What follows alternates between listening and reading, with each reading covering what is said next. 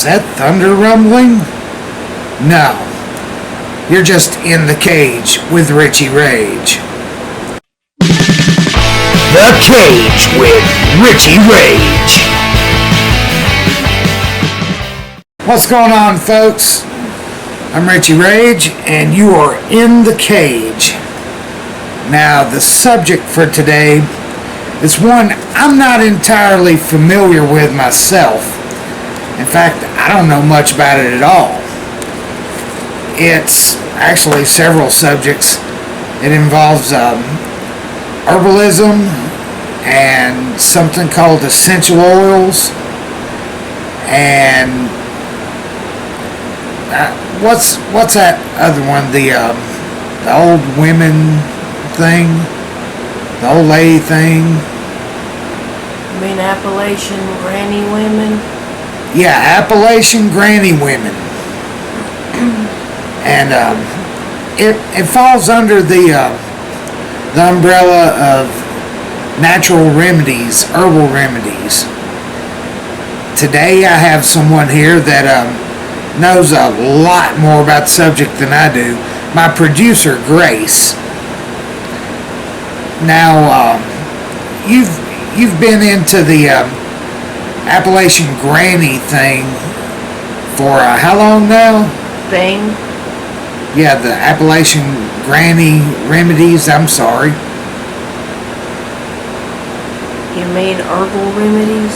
Yeah, herbal remedies. I've known how to do that for several years now. I have known about the remedies since my mother first put wet tobacco on a fire ant bite. Oh wow, I heard about that myself, but it was I've had that used on me, but it was more for a wasp sting. I mean, does that translate over to that or what? Elaborate. The wet tobacco. It's for drawing out poison, so fire ant or wasp, it would do the same thing. Oh, okay.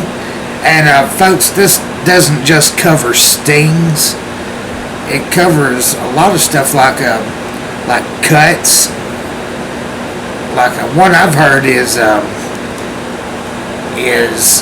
wasp nest, and or dirt dauber nest. I'm sorry, and spider silk. That's one I've heard. Both of which would do the same thing, but would mostly just stop the blood. The dirt in the dirt dauber nest would make a makeshift scab of sorts. Oh, okay. Would there be any risk of infection like that, or what? That would be where the saliva of the wasp comes in. Oh, okay. Let's see now.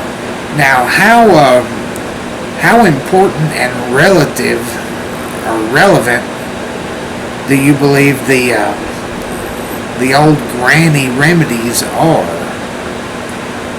Well, we're alive right now because our ancestors used them. That's a great point. I know for a fact my family came down from the Carolinas and Virginia. That is Appalachian territory. So, why isn't it more popular these days? Well, probably because you had generations that either had no aptitude for it or just didn't want to learn it. Oh. Well, If it doesn't get passed to the next generation, things like that get lost. Yeah, that's true. I know my granny knew a few things. I can't remember most of them, but she knew a few things. And probably wouldn't have passed them to you anyway, since there seems to be a rule that the healing arts go down the female line. That's kind of sexist. Huh. I know in my family that things like water dowsing got passed down the male line. Ah, water dowsing. Explain to some of these that are watching real quick. They may not know what water dowsing is. Just to kindly let them know.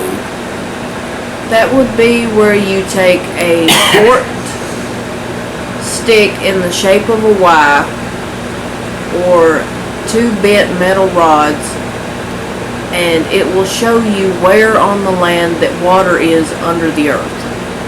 Ooh. Certain people have an aptitude for it, others don't. Now that is cool. I would like to see that done sometime. There are people that still practice that as a job. I know in California I was reading an article about where, because of the drought, they were having to call this guy in to look for water on their properties. Oh, wow. Was he successful? In some cases, yes. In others, they couldn't follow his advice because the water was so far down they couldn't afford to dig a well. Ooh. Wow. That's... I don't know what to say there. But the Granny Remedies, didn't some of them involve plants or something like that? If it was found in nature or was available in the kitchen, they tended to use it for something. Oh, okay. So that's what slowly led you into herbalism and herbal remedies, right? Since I was pretty much a gardener since I could toddle, yes. Wow. Now you have a few herbs you keep, right? Yes, I have some herbs. Are we talking in the kitchen cabinet or in the garden? Both. So you pretty much keep them all around, pretty much. What I can't wildcraft, yes. Wildcraft. Now there's a word. What is that? That is basically going out into your backyard, woods, hedgerow, what have you, and gathering it yourself. Okay, so you can make remedies from plants and herbs growing in the wild, correct? Yes, this practice has been going on for millennia. Wow. Just off the top of your head, what would be an example of something wildcrafted? Well, the most common plant that you would find around here would be dandelion. Okay. Now, I've heard of that being made into like jelly or stuff like that. What would you use it for as a remedy? Well, let's see. Dandelion heads can be made into, as you said, jelly. They can be made into wine. I myself infuse them in olive oil and use them as a carrier oil. Oh, okay. The leaves can be used in salads, and they are also a diuretic. Ooh. Now you did hit me with one term that's kind of new. Carrier oil. What's that? Explain that real quick. That is an oil that you put your essential oils in, because there are very few oils that you can put on your skin that will not cause a rash. Okay. So it's kind of like watering down a little bit to make it safe. Basically, yes. Okay, I can see that. So, what are your go-to herbs, pretty much? Let's see. Wildcrafted or otherwise? Either one, both. Alright. Dandelion, corn silk, plantain, clovers, chamomile, peppermint, lavender, rose petals. I have a very large stock, so this could take a while. Let's see. Now, do you grow or wildcraft all your herbs? What grows in the area I do, but some things like chamomile are very hard to grow here and keep alive. So pretty much you'd need like a greenhouse or something for some of the herbs. Yeah, chamomile and one of the forms of marigold that is medicinal do not like the climate here. Oh, okay. Now, what would be your number one, your top herb that you use to make like aroma herbal remedies? You mean aromatherapy? Yeah, aromatherapy, teas, whatever. Well, the top 3 that I'm going to be using in herb form and essential oil form are going to be peppermint, lavender, and chamomile. Lavender. Now I've heard a lot about that one. How safe is lavender? Lavender can pretty much be done in lemonades, teas, so it is edible, and it is one of the only essential oils that you can put on your skin without a carrier oil. Huh. Now, you said one of, so there's not many you can put on your skin without carrier oils? There are some that you can, but some people will have a reaction to it, others won't. Oh, okay.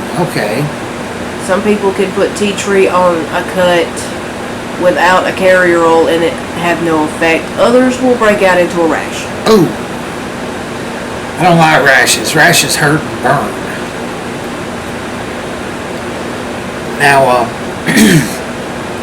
what all kinds of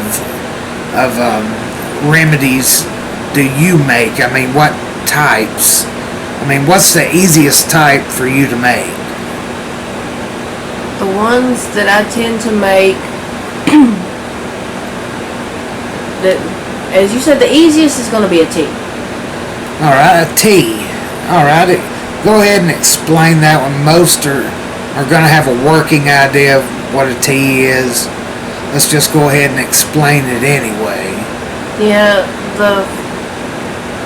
there are fancier names for it, but most people are going to call it a tea simply because, like the actual tea plant, that is how it's made. You put the herb in hot water and let it sit. Okay. So you got a tea form. What other forms do you personally make yourself? I have made tinctures. Now what's that? That is basically the herb sitting in alcohol. Ooh. Piques my interest. Go ahead. Basically, to make one of those, you take what herb you want, you chop it up. You can use a knife. A lot of people use a blender. Pour enough alcohol to cover it so that it pulls out what's in the herb, and then set it in a jar and put it in a dark place for 2 weeks to a month. Okay. The longer you keep it in the dark, the stronger it's going to get. So that's just for like drinking alcohols? I have made them with rubbing alcohol. Those are external only. Okay. Why anyone would want to drink a rubbing alcohol? That's beyond me. But anyway, let's go ahead and keep talking about it. They can be made with drinking spirits. specific type? Vodka, brandy, rum, things like that it has to be 80 proof or up. Okay, so none of the weak stuff and none of the overly powerful stuff. Considering you're supposed to be taking about a teaspoon every time you need it, you don't want something that's going to knock you flat of your butt. Okay, now one that I've heard of, I don't know whether it'd be considered a tincture or not. I've heard of like moonshine or Everclear with a peppermint stick and cinnamon stick in it with a splash of lemon and some honey left to set for a while. Would that be considered a tincture? Technically, that is, as you refer to them, the Granny Remedies. That is going to be what they called cough syrup. Okay. Well, that's what I had heard it was used for. So that's a cough syrup and not a tincture, correct? If it's got sugar in it, it is generally a syrup. Okay. Alright, I got you there. Let's see. The alcohol is going to be used just to keep it from going bad longer. Okay. So a good 80 proof would keep it for about how long? 1 to 2 years. 1 to 2 years. Wow. That's powerfully long. But the idea is to only take it when you need it. Enjoy the show today? Leave a like and a comment in the box below. Got a subject that you want to hear on the cage? Want to see a subject or person thrown into the cage? Drop a line in the comments or reach us at Richie Rage 1 at Twitter or Richie Rage on Facebook at facebook.com/Damien.Rage or email us at Damien_Rage_05 @yahoo.com. Have a great day. See you next time.